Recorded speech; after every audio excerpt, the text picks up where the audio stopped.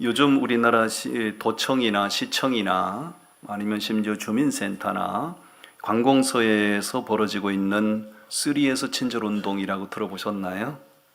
3S 친절운동을 대대적으로 전개를 하고 있는데요. 3S, 세 가지 S가 필요하다 그 얘기죠. 첫 번째 S는 스탠드업, 스탠드업. 민원인들이 관공서를 찾아올 때 공직자들이 자리에 앉아서 응대하지 말고 일어나서 민원인들을 영접해라. 스탠드업이고요. 두 번째에서는 스마일입니다. 스마일.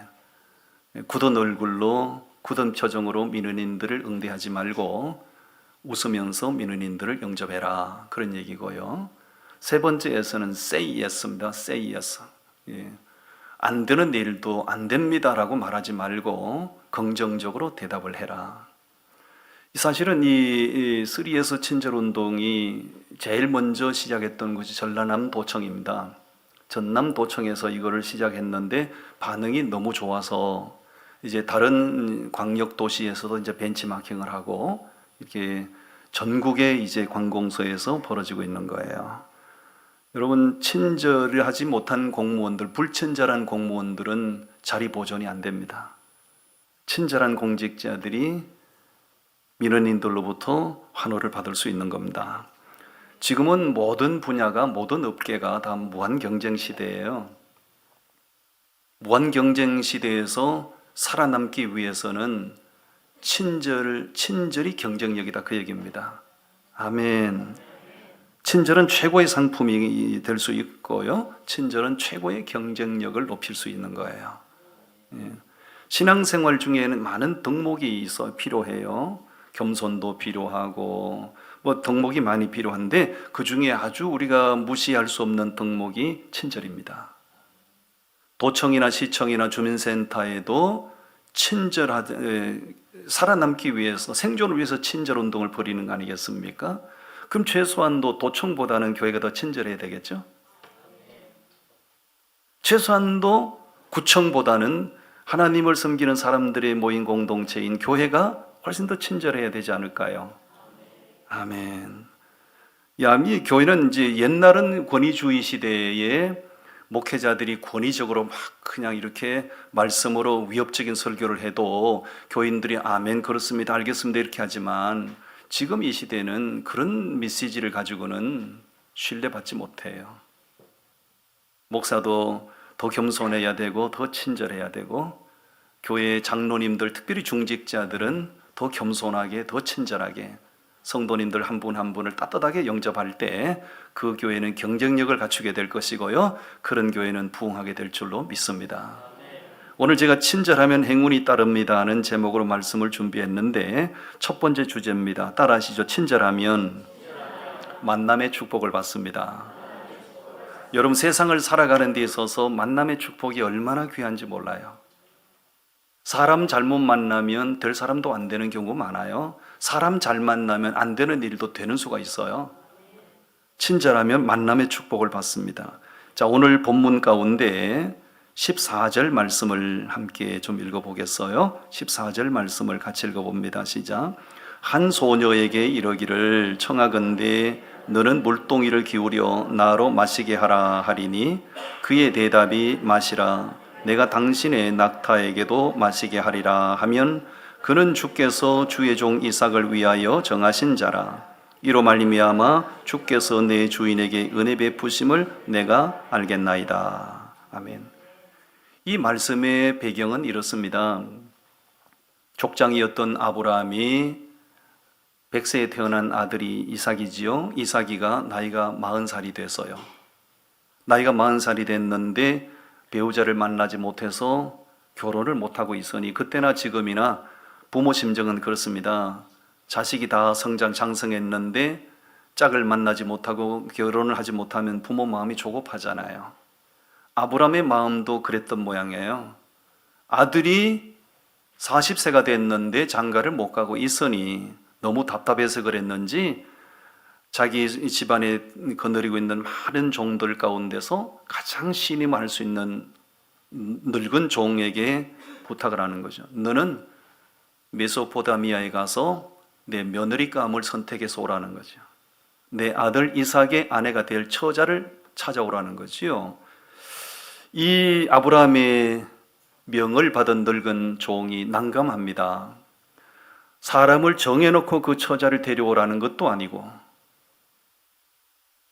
어떤 처자를 찾아오라는 건지, 아브라함이 지시를 하니 늙은 종이 순종해서 메소포타미아를 향해서 떠나는데 너무 난감해서 하나님 앞에 기도하는 겁니다.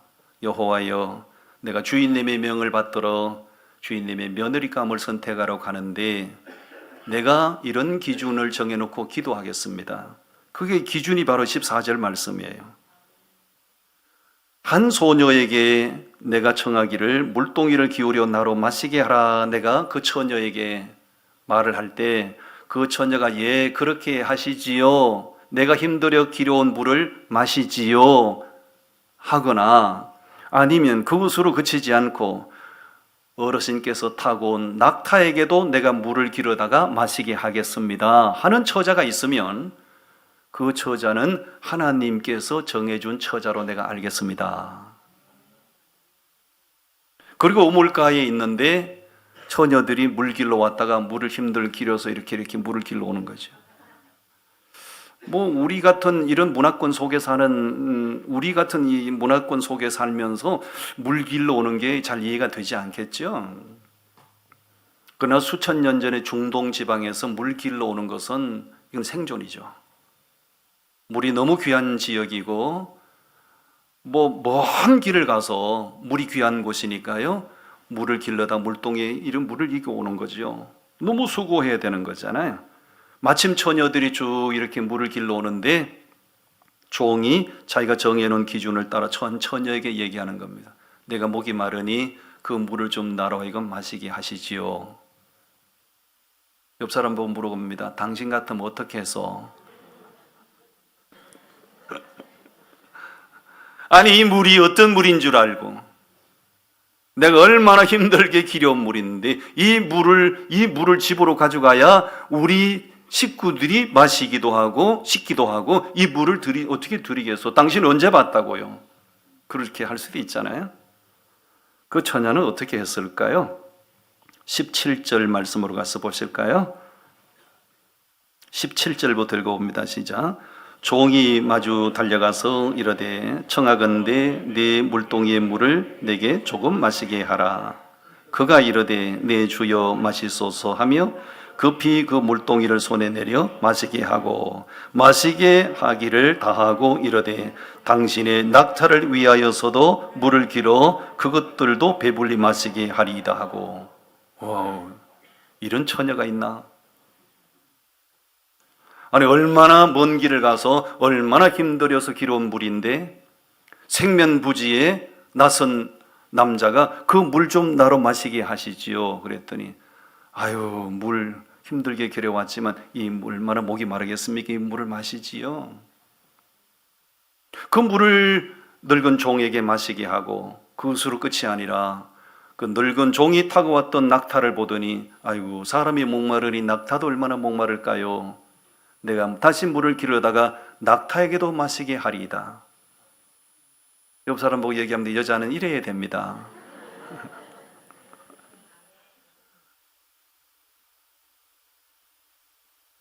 여러분, 이 늙은 종이 기도한 내용이 우리에게 정말 귀감이 돼요. 아브라함은 족장이고 민족 지도자고 이삭은 그 민족 지도자의 아들이고, 그 당시에는 세습 사회니까 아브라함이 죽고 나면 그 아들 이삭이가 이제 족장이 될 건데 아무 여자나 그의 아내가 될 수는 없는 것이잖아요. 그래서 그 기준을 정하기를 메소포타미아에 가서 같은 혈통이어야 된다는 거. 그리고 그보다 더 중요한 기준이 뭡니까? 마음씨가 따뜻한 여자여야 된다. 그리고 친절한 사람이어야 된다. 남을 배려할 줄 아는 사람이어야 된다는 기준이었어요. 이삭의 아내가 될 수 있는 기준은 외모도 아닙니다. 학벌도 아닙니다. 재산 규모도 아닙니다. 이삭의 아내가 될 수 있는 기준은 같은 혈통이어야 되고 남을 배려할 줄 아는 따뜻한 마음을 가진 처녀여야 된다는 것입니다. 아멘. 아브라함의 늙은 종에게 리브가가 베푼 친절은 정말 힘들게 길러온 물인데 그걸 전혀 아깝게 여기지 않고 그렇게 마시게 하고, 타고 낙타에게도 다시 물을 기르다가 마시게 하고, 지극한 친절이죠. 놀라운 친절입니다. 그 사람을 언제 봤다고요? 전혀 생면부지의 남자가 요구하는데 그는 그렇게 친절하게 배려했던 것이죠. 그래서 그것이 인연이 돼서 그 처자 이름이 리브가인데 그 처자 리브가가 아브라함의 며느리가 되고 이삭의 아내가 되고 친절히 행운을 불러온 겁니다. 저는 지금도 세상이 많이 각박해졌지만 지금도 우리가 어떤 분야, 어떤 영역에서 무슨 일을 하든지 간에 친절하면 지금도 저는 행운이 따라온다고 확신합니다. 미국 피츠버그시에서 있었던 실화입니다. 피츠버그는 미국 동쪽에 있는 필라델피아 한 도시죠. 겨울이 되면 대단히 춥습니다. 거기는 눈이 많이 오고요. 어떤 조그만 가구점이 있었는데 추운 겨울날이어서요. 비는 내리고 바람은 불고 기온은 영하로 떨어지고 그런 날은 가구점에 손님이 없는 법이죠. 종업원이 사무실에 난로를 펴놓고 이렇게 몸을 녹이고 있는데 그 사무실 앞에 버스 정류장이 있는데 보니 어떤 초라한 늙은 노인이 할머니가 추위에 벌벌 떨고 버스를 기다리고 있는 것을 보게 된 겁니다. 종업원이 그냥 무심코 무시해도 될 만한데 종업원이 뛰어나가서 할머니에게 할머니 어디 가는 몇 번 버스를 기다리세요? 예, 어디 가는 몇 번 버스를 기다립니다. 아유 그 버스 한참 있어요 오는데요. 잠시 우리 사무실로 들어오셔서 난로 옆에서 몸을 녹이시면 제가 버스 오는 시간에 맞춰서 안내해 드리겠습니다. 그리고 할머니를 그렇게 따뜻하게 친절을 베풀었어요. 시간이 돼서 이제 버스를 잘 이렇게 안내해서 타고 할머니가 돌아가시도록 했는데 며칠 후에 놀라운 일이 벌어집니다. 그 가구점으로 미국의 억만장자였던 데일 카네기라는 사람이 전화를 걸어온 겁니다. 데일 카네기가 여러분 어떤 사람입니까? 미국의 대재벌이고 억만장자였잖아요. 대뜸한다는 말이 며칠 전에 우리 어머니에게 소식을 들었는데 당신이 우리 어머니에게 그렇게 친절을 베풀었다면서요. 그러면서 더 놀라운 얘기를 합니다. 제가 어디에 아주 고층 건물을 새로 지었는데 우리 건물의 모든 가구를 당신 가구점에 내가 주문을 하겠소.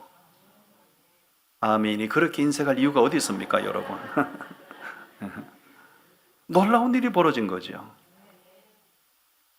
그것으로 끝이 아닙니다. 그 가구점은 진짜 주목받지 못했던 그런 정말 보잘것없는 작은 가구점에 불과했는데 그 미국의 억만장자, 그 유명한 역사적인 인물이 그 가구점의 모든 자기 빌딩의 가구를 다 주문했다는 소문이 삽시간에 다 퍼져나간 거지요. 그 소문이 퍼져나가게 돼서 그 가구점은 졸지에 우리말로 말하면 대박이 터져버린 거죠. 여러분 이렇게 한번 생각해 보시죠. 그 비가 내리고 찬바람이 부는 그 추운 겨울날 종업원이 할머니를 못 본 듯이 보고도 못 본 듯이 그냥 그렇게 대했더라면 그런 행운이 찾아올 수 있을까요? 그 청년은 물론 어떤 그런 결과를 기대하고 한 건 아니지요. 그렇지만 자신이 베풀었던 작은 친절이 결국은 이런 상상할 수 없는 엄청난 행운을 가져다 왔다는 사실입니다. 그럼 낡은 코트 자락에 천사가 감춰져 있다는 말이 있어요. 낡은 코트는 가난한 사람을 상징하는 것이지요. 낡은 코트를 입은 사람은 어디 가도 그렇게 환대를 받거나 주목을 받지 못합니다. 그런데 하나님의 천사는 낡은 코트 자락에 숨겨져 있다는 말이 있어요. 내가 무관심한 그 사람, 내가 냉대하는 그 사람이 그 사람 가운데 하나님의 천사가 숨겨져 있을 수 있다는 얘기입니다. 그러므로 오늘 21세기를 살아가고 있는 우리들이지만 스쳐가는 사람들, 무관심하지 마시고 한 번 더 마음을 가져주시고 한 번 더 따뜻한 시선을 보여주시고 한 번 더 작은 친절이라도 베푼다면 그것이 소중한 인연이 돼서 내 삶에 행운을 가져오는 역사가 있을 줄로 믿습니다. 아멘. 두 번째 주제를 알려드립니다. 두 번째 주제 따라 하시지요. 친절하면 응답의 축복을 받습니다. 여러분, 사람에게 친절하잖아요. 그것이 인연이 돼서 내가 소원하는 기도가 응답되는 결과가 따라온다, 그 얘기입니다. 열왕기하서 4장 말씀인데 우리 말씀을 모두 보시기를 바랍니다. 열왕기하서 4장 8절부터 17절까지 말씀인데요, 8절부터 10절까지를 우리 같이 읽어봅니다. 시작. 하루는 엘리사가 수넴에 이르렀더니 거기 한 귀한 여인이 그를 간곤하여 음식을 먹게 하였으므로 엘리사가 그곳을 지날 때마다 음식을 먹으러 그리로 들어갔더라. 여인이 그의 남편에게 이르되 항상 우리를 지나가는 이 사람은 하나님의 거룩한 사람인 줄을 내가 아노니 청하건대 우리가 그를 위하여 작은 방을 담 위에 만들고 침상과 책상과 의자와 촛대를 두사이다.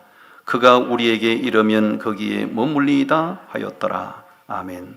수넴 여인의 이야기입니다. 엘리사, 하나님의 종 엘리사가 그 수넴 여인의 집 앞을 때만 되면 이렇게 지나치게 되는데 그 여인의 집 앞에 엘리사만 지나다녔던 건 아니겠죠. 불특정 다수의 많은 사람들이 그 집 앞을 오거니 가거니 하는데 이 수넴 여인이 영안이 맑아서 그랬는지 몰라도 하나님의 종 엘리사를 주목하게 된 겁니다. 저 사람은 뭔지 거룩한 하나님의 사람 같습니다. 저 사람은 뭔지 느낌이 달라. 그래서 수넴 여인이 자기 남편에게 얘기합니다. 여보, 때만 되면 우리 집 앞을 지나가는 그분 있잖아요. 아무리 봐도 그분은 거룩한 하나님의 사람 같습니다. 우리 그분을 지나칠 때 그냥 지나치게 하지 말고 우리 집으로 영접해서 편히 쉬었다 가시도록 배려하면 어떨까요? 그 수넴 여인도 참 대단하지만 그 남편 이름이 뭔지를 모르지만 남편도 참 대단한 사람이에요. 당신의 마음이 그러면 그렇게 하시지요? 그래서 부부가 결정을 하고 하나님의 종 엘리사가 지나칠 때마다 그 집에 들어가서 편히 쉬었다가 갈 수 있도록 배려해 준 거죠. 그 친절이 보통 친절이 아니지요. 10절 말씀에 보니 그분이 쉬었다 갈 수 있는 게스트룸 방을 만들고 그분이 편히 쉬었다 갈 수 있는 침상을 만들고 그분이 편의를 위하여 책상과 의자와 촛대를 만들고 지극한 정성을 다해서 친절을 베푼 거예요. 그 수넴 여인과 그 남편이 베푼 친절의 모습을 보면 부부가 함께 같은 마음으로 친절을 베풀었다는 거죠. 이게 사실은 그렇게 말처럼 쉽지 않습니다. 그의 아내가 그런 남편에게 그런 제안을 할 때 여보, 우리도 지금 쫓이는데 우리도 지금 형편이 넉넉하지 않은데 뭐 그렇게 지나가는 사람에게까지 그렇게까지 할 필요가 있겠어. 당신 마음은 알겠는데 그만 그 정도로 하시지요? 뭐 그럴 수도 있잖아요. 근데 그의 아내의 제의를 남편이 정중하게 받아들이고 같은 마음이 돼서 친절을 베풀었다는 거지요. 그리고 더 놀라운 것은 그 부부가 하나님의 종 엘리사에게 그런 친절을 베풀 때 어떤 결과를 기대하거나 대가를 바라고 한 건 아니죠. 그냥 대가를 바라지 않고 그냥 감동을 따라서 그렇게 친절을 베푼 거예요. 그리고 더 놀라운 것은 편의를 제공하는 자신들 입장에서 편의를 제공한 것이 아니라 자기 집에 머물다 가는 그 게스트, 손님의 입장에 서서 모든 친절을 베푸는 거죠. 이 정도 친절을 베풀면 누구든지 마음에 적잖은 감동을 받게 돼 있어요. 하나님의 종 엘리사도 번번이 그런 친절하게 대우를 받다 보니 마음에 큰 감동이 일어나게 된 거지요. 그래서 그 여인의 사정, 그 가정에 어떤 어려움이 있는지를 종을 통해서 알게 되고 자식이 없다는 사실을 알게 되고, 그래서 하나님의 종 엘리사가 그 여인을 불러다가 축원 기도를 하지요. 말씀 보실까요? 16절과 17절을 우리 함께 읽어봅니다. 16절 말씀 읽어봅니다. 시작. 엘리사가 이르되 한 해가 지나 이때쯤에 네가 아들을 안으리라 하니 여인이 이르되 아니로소이다. 내 주 하나님의 사람이여 당신의 계집종을 속이지 마옵소서 하니라. 여인이 과연 잉태하여 한 해가 지나 이때쯤에 엘리사가 여인에게 말한 대로 아들을 낳았더라. 아멘, 할렐루야. 그 여인이 나 아들 낳게 해주세요라고 말한 건 아니지만 필히 이 가정에 무슨 사정이 있을 법한데 이 가정에 사정이 무엇인지 알아보게 했고 자식이 없다는 사실을 알게 되는 즉시 그 여인을 불러 내년 이맘때에 당신이 자식을 낳아서 품에 안게 될 겁니다. 여인이 그 말을 선뜻 받아들일 수가 없어서 저를 농담하지 마십시오라고 받아들였지만 결과는 엘리사가 축원한 대로 그 이듬해에 자식을 낳아서 품에 안는, 할렐루야, 가정의 소원이 이루어진 거죠. 본문에 기록은 없지만 옛날이나 지금이나 결혼해서 수년 부부 생활을 하지만 자식이 없는 가정에 안 봐도 뻔하잖아요. 이제나 저제나 잉태의 소식이 들릴까? 이제나 저제나 자식이 태어날 수 있을까? 늘 그런 기대감을 가지고 기도해 왔을 텐데 하나님께서 엘리사에게 베풀었던 그 친절 때문에 그것이 인연이 돼서 그 가정에 평생 소원이 이루어지는 역사가 일어났던 겁니다. 아멘. 옆 사람 축원하시죠. 당신도 친절하면 아들을 낳을 겁니다.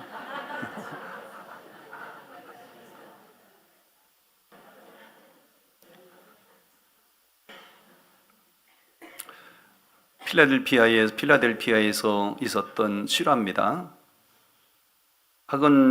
작은 한 도시, 필라델피아는 도시 이름이시죠. 작은 도시에 큰 행사가 열려서 전국에서 많은 사람들이 그 도시를 찾아오게 되고, 그래서 작은 여관, 여인숙, 호텔 할 것 없이 다 방이 동이 나게 된 거예요. 한 젊은 청년이 모텔 종업원으로 일을 하고 있는데 늦은 밤에 빈 방을 찾아다니던 늙은 부부가 찾아와서 혹시 여기에 우리가 하룻밤 묵고 갈 수 있는 방이 있습니까? 묻길래 방이 있을 수가 없죠. 큰 행사가 열리기 때문에 이미 다 예약은 끝났고 다른 방이 없는 거지요. 그 종업원은 그 호텔의 종업원이기 때문에 그 상황을 너무 잘 아는 거지요. 늙은 저 노인이 그렇습니까? 미안합니다. 그럼 다른 데 가보죠 하고 나가는데 종업원이 이렇게 얘기합니다. 다른 데 가보셔도 방은 없을 겁니다. 제가 이곳 사정을 너무 잘 아는데 방 구하기 수가 없을 겁니다. 괜찮으시다면 제가 잠을 자는 방이 있는데 괜찮으시다면 제 방을 내드릴 테니 오늘 하룻밤 제 방에서 묵고 가시지요. 자기가 묵는 방을 그 노인 부부에게 제공을 한 겁니다. 너무 친절하게 이튿날 노인 부부가 하룻밤 잘 쉬었다 갑니다 하고 떠나면서 이런 말을 남겼어요. 당신을 보니 너무 친절한데 당신은 이런 작은 모텔의 종업원으로 있을 사람은 아닌 것 같은데요. 그리고 헤어진 겁니다. 그 노인이 누군지를 몰라요. 2년이 지난 어느 날 그 종업원에게 뉴욕 맨하탄에서 초청장이 날아왔습니다. 그에게 그 청년은 바로 조지 볼터란 청년이고 그 조지 볼터에게 초청장을 보낸 사람은 그 유명한 월드오프 아스토리아 호텔 사장님 월드오프 아스토리아 부부였어요. 여러분, 저는 미국 살다 왔잖아요. 미국 맨하탄의 대표적인 호텔이 월드 오브 아스토리아 호텔입니다. 어마어마한 호텔입니다. 그리고 그 호텔 주인인데 그 월드 오브 아스토리아 부부가 이 조지 볼터 청년에게 초청장을 보낸 거죠.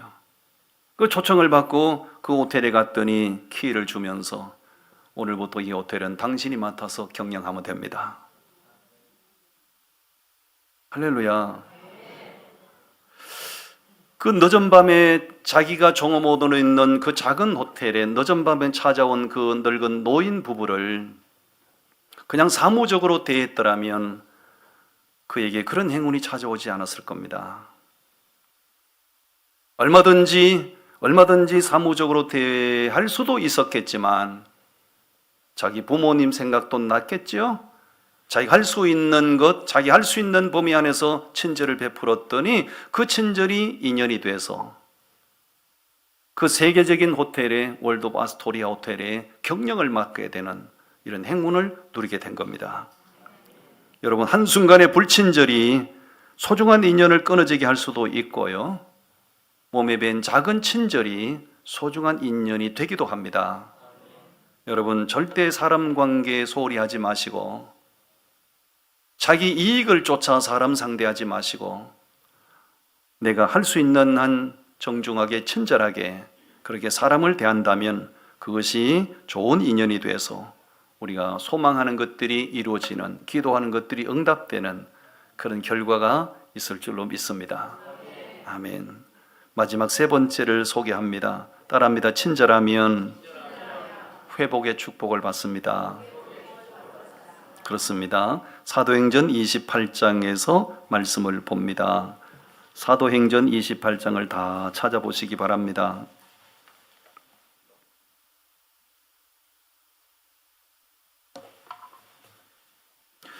네, 사도행전 28장 28장 7절부터 우리 말씀 읽어봅니다. 7절 말씀 시작. 이 섬에서 가장 높은 사람 보볼리오라 하는 이가 그 근처에 토지가 있는지라 그가 우리를 영접하여 사흘이나 친절히 머물게 하더니. 아멘. 저를 보시죠. 제가 설명을 드립니다. 사도 바울이 이제 복음을 전거하다가 예루살렘에서 이제 체포가 돼서 로마로 이제 압송돼서 가는 거예요. 로마로 압송돼서 가는 거예요. 알렉산드리아호라는 배를 타고 지중해를 건너서 이제 로마로 압송돼서 가는 거예요. 가다가 유라굴로라는 광풍을 만나게 되죠. 배가 뒤집어지게 생겼고 생사의 갈림길에서 그 망망대해 지중해에서 14일 동안 표류를 합니다. 14일 동안 표류하다가 살아남기 위해서 배 안에 있는 건 다 바다에 던져야 했고요, 정말 고사일생으로 14일 만에 작은 한 섬을 만나서 그 섬에 이제 상륙을 하게 됩니다. 그 섬이 어떤 섬인지에 대해서는 28장 1절에 이름이 나와 있어요. 28장 1절 말씀 우리 같이 읽어보죠. 시작. 우리가 구조된 후에 앉아 그 섬은 멜리데라 하더라. 멜리데라고 되어 있는데요, 지금으로 말하면 몰타입니다. 몰타 지금 사진 보여드리고 있죠. 이탈리아 영어로 있고요, 지금은 몰타가 대단히 아름다운 관광지가 돼 있어요. 저기에서 이제 세계 G7 정상회담도 열리고 그렇습니다. 저 몰타 섬에 상륙을 하게 된 거예요. 그 당시에 그 몰타 섬에서 가장 영향력 있는 사람이 보볼리오란 사람이었죠. 보볼리오. 14일 동안 망망대해를 표류하다가 구사일생으로 살아남았으니 그 몰골이 얼마나 비참했을까요? 뭘 14일 동안 먹을 수 있었겠어요? 마실 수가 있었겠어요? 너무너무 비참하고 너무너무 초라했을 텐데요, 그 섬에 영향력 있던 사람 보볼리오가 사도 바울 일행을 보고 친절을 베풀어요. 얼마나 배가 고플까, 얼마나 목이 마를까, 사흘 동안 친절을 베풀어 준다고요. 그때 어떤 역사가 일어나는가? 8절 말씀을 보시지요. 8절 말씀 우리 8절을 다 같이 읽어봅니다. 시작. 보볼리오의 부친이 열병과 이질에 걸려 누워있거늘 바울이 들어가서 기도하고 그에게 안수하여 낫게 하며 할렐루야. 그 집에 무슨 우한 질고가 있는지 사도 바울은 전혀 알 길이 없지요.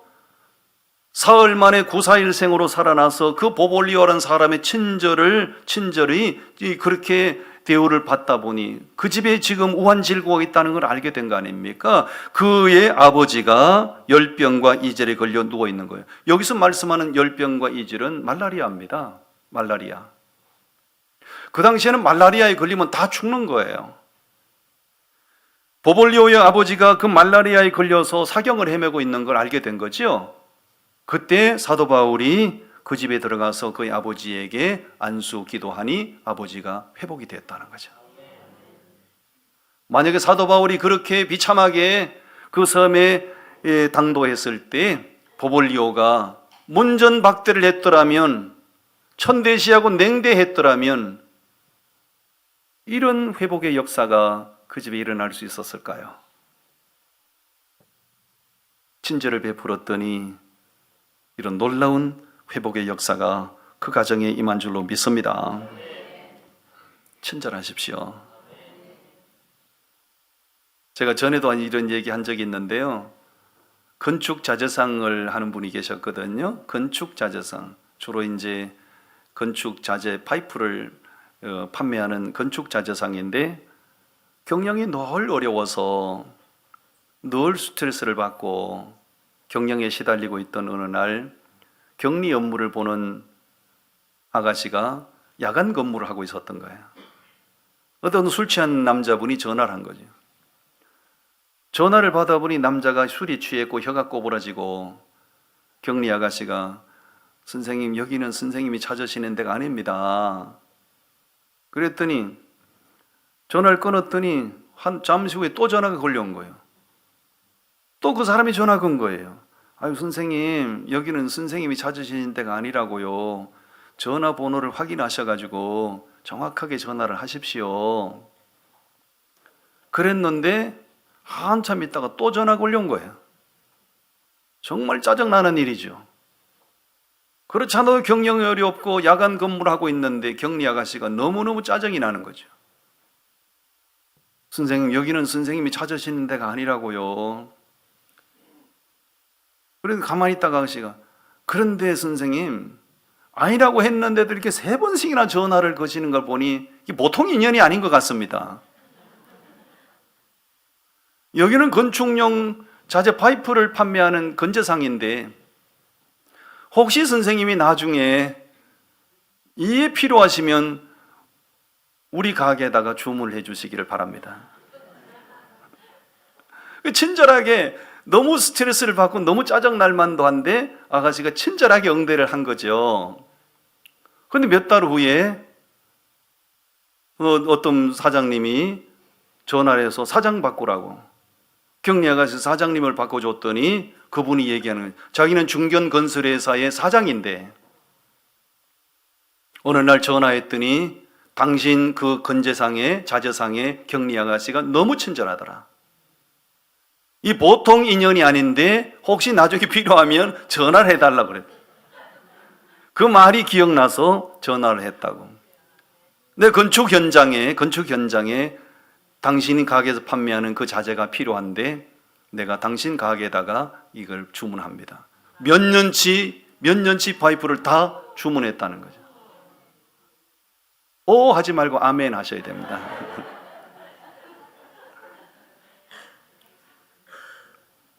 여러분, 만약에 그 늦은 밤에 그 술 취한 아저씨가 한 번도 아니고 3번씩이나 전화해서 아니라고 했는데 계속 전화하면, 아저씨! 아니라 했잖아요. 아저씨 왜 이럽니까? 짜증나 죽겠는데. 내가 아니라고 했잖아요. 그렇게 했더라면 어떻게 돼요? 그런 인연은 이루어질 수 없는 거예요. 짜증이 나지만 감정을 추스리면서 친절하게 응대했더니 그것이 인연이 돼서 몇 년치 판매량을 다 주문해 줬다는 거 아니에요. 경영에 시달리던 건재상이 완전히 정상 궤도를 그렇게 회복할 수 있었다는 거지. 오늘 이 보볼리오가 사도 바울에게 베풀었던 친절을 통해서 사경을 헤매던 아버지가 회복되고, 그 짜증날 만한 상황인데도 친절하게 응대했더니 그것이 인연이 돼서 경영이 회복되는 결과를 맞이했다는 거지요. 여러분, 친절하면 지금도 하나님께서는 그것이 인연이 돼서 내 삶 가운데 놀라운 회복의 역사를 베푸시는 줄로 확신합니다. 기도하겠습니다. 하나님 아버지, 감사합니다.